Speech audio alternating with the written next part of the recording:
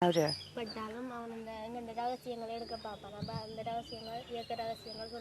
She said if they're captured by the enemy will try to get secrets about their movement from them. So rather than tell them anything, give them any information, they'll bite this, eat the poison and kill themselves. It's difficult to imagine these smiling girls might kill themselves with cyanide, but few Tamil tigers have ever been captured alive. We left the Tigerland, back through the checkpoints into government-held territory. The tigers tried to leave us with the impression that they were the only victims of Sri Lanka's ethnic war. But on our way south, we came across another ethnic group, Sri Lanka's Muslims. We stopped to ask if the war had affected them. Turned out they were refugees. That man's pointed the way to a displacement camp for Muslims. Some of them still haven't managed to get their own houses since they've been displaced. That was 16 years ago. Muslims had lived beside Tamils for centuries. They speak the same language. I was introduced to Kader Mohideen. He told me the tigers had arrived one day and driven them out. He said when the Tamil tigers ordered the Muslims to leave, they were only allowed to take one shopping bag full of their belongings. Everything else was stolen by the tigers. He said they came and they even clipped the gold jewellery off the hands of the Muslim children. There are reports that the tigers ethnically cleansed tens of thousands of Muslims from the Tamil homeland. I asked Kader if he'd ever be able to go home again. These Muslims ask how could they trust the Tamil tigers? When they were told to leave, the tigers told them they had 2 hours to get out and they had to leave all their wealth behind.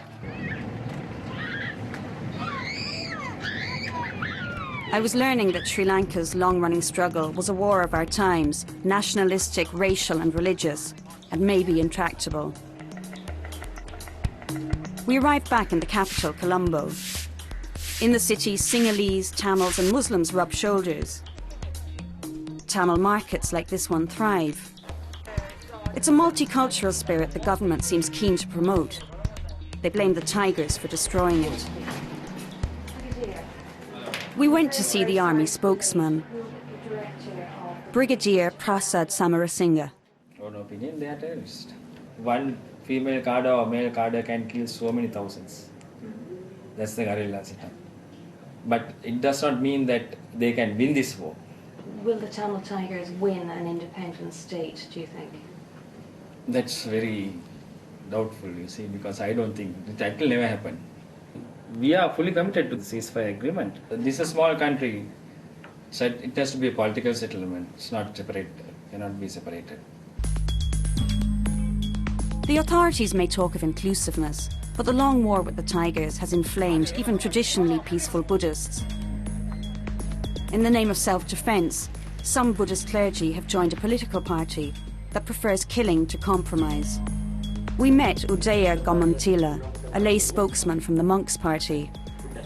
If they truly believe in their own minds that they're fighting for a cause, a worthy cause, what do you think about those people, if that's their belief as a Buddhist? Tamil tigers, they are terrorists, whatever the cause. Because of the LTT terrorism, which is active in north and east, people can't enjoy the peaceful life which has been enjoyed by the people in the rest of the country.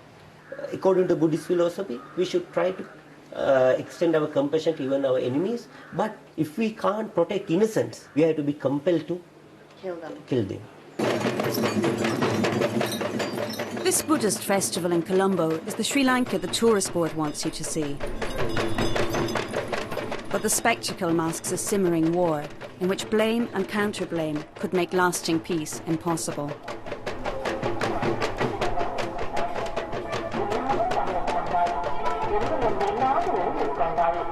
எல்லையற்ற புகழை கொண்டாய் என்னுடைய தாய் திருநாடே